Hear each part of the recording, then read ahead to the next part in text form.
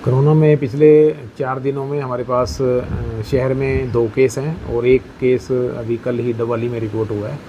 तो अभी जो तीनों केस हैं, एक की गुड़गांव से पॉजिटिव होकर यहाँ आइसोलेशन के लिए आए हुए हैं। दूसरा जो मरीज़ हमारे निकला है वो उसकी दिल्ली से ट्रैवलिंग की हिस्ट्री है। और तीसरा जो पेशेंट डबवाली का है वो बठिंडा में किसी प्राइवेट अस्पताल में इलाज करा रहा था किसी बीमारी के लिए, वहाँ वो पॉजिटिव पाए गए। तो आप तीनों के हालात कैसे हैं सर?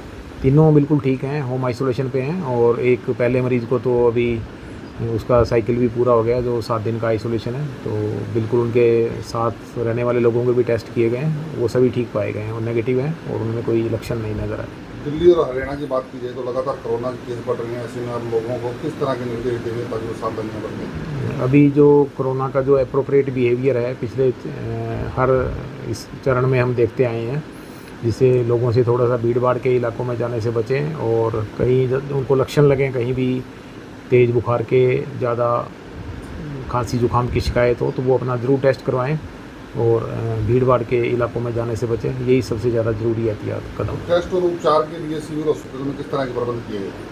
वो हमारे पास यहाँ पे अभी RT-PCR और रैपिड एंटीजन टेस्ट दोनों तरह के टेस्ट किए जा रहे हैं। अगर कोई अपना टेस्ट करवाना चाहे जिसको लक्षण है, लक्षण के आने पर ही हम उसको टेस्ट कर रहे हैं। और वो होम आइसोलेशन पे भी ठीक हो सकता है और अपनी खुद के जो परहेज़ हैं या जो सामान्य दवाएं हैं जो बुखार की और एंटीबायोटिक्स, वो घर पे भी ले सकता है। अगर यदि कोई गंभीर रूप से अगर ग्रसित है तो उसको यहाँ पे अस्पताल में एडमिट करने की सुविधाएं हैं। और साथ के साथ प्राइवेट अस्पतालों को भी हिदायतें दी गई हैं कि वो किसी भी तरह का कोई मरीज़ को लक्षण है तो वेंटिलेटर है, ऑक्सीजन सपोर्ट है, दवाएँ हैं, वो सब ले सकते हैं। सर, सुविधाओं की बात करें तो सिरसा के नागरिक अस्पताल में किस तरह के प्रबंध हैं? आइसोलेशन वार्ड, फ्लू कॉर्नर, क्या क्या सुविधाएं हैं? अभी सिरसा के नागरिक अस्पताल के जो ट्रॉमा सेंटर में हमारा फ्लू कॉर्नर है, वहाँ लगातार मॉर्निंग में सैम्पलिंग भी हो सकती है और मरीज़ अपना परामर्श और उपचार दोनों ले सकते हैं। भर्ती होने वाले मरीजों के लिए हमने यहाँ 10 बेड आरक्षित किए हुए हैं। वहाँ पे अभी वेंटिलेटर की सुविधाएं भी प्रदान कर दी जाएंगी यदि आवश्यकता हुई तो। ऑक्सीजन के लगातार प्रबंध हैं, प्लांट हमारा चल रहा है, बड़े सिलेंडर, छोटे सिलेंडर, उस तरह की सभी सुविधाएं हैं। लेकिन अभी तक किसी मरीज़ को ऑक्सीजन सपोर्ट पे नहीं डाला गया है। सर, देखा जा रहा है अक्सर कि जो कोरोना के मरीज पाए जाते हैं उनकी ट्रैवल हिस्ट्री होती है, तो क्या बाहर से आने वाले लोगों पर निगाह रखी जा रही है या उनके सैंपलिंग लिए जा रहे हैं? एहतियातन तौर पे भी लक्षण आधारित अभी जांच हो रही है। जिसको भी लक्षण आ रहे हैं वो खुद भी जांच करवा सकता है या हमसे कोई परामर्श या सहायता मांग सकता है। अभी तक तो जो गाइडलाइंस है उसके हिसाब से लक्षण आने पे ही हम उसकी जांच कर रहे हैं। 3 केस आए हैं, सबसे महिला या बच्चे हैं? उनमें 1 पुरुष है, 2 महिलाएं हैं। इनके कॉन्टैक्ट में जो लोग आए हैं क्या उनकी भी सैंपलिंग? हाँ, उनकी जांच कर दी गई। उनके घर आसपास रहने वाले करीब 15 लोगों की जांच की गई है, वो सभी नेगेटिव, कोरोना नेगेटिव पाए गए हैं। तीनों यही सिरसा के हैं लोकल? हाँ, वो बाहर से गुड़गांव में एक मरीज़ हैं, वो रहते वहीं थे, तो यहाँ होम आइसोलेशन के लिए अपने घर पे आ गए हैं। और दूसरा मरीज़ सिरसा का है, तीसरा डबवाली का है जो बठिंडा में इलाज ले रहा था। तो अभी जो कोरोना से जो मरीज आ रहे हैं या कोई संदिग्ध हैं तो उनकी सैंपलिंग के क्या प्रबंध किए गए?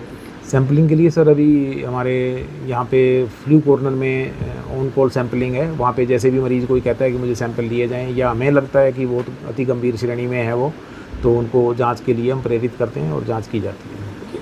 क्या आप लोगों से अपील करेंगे?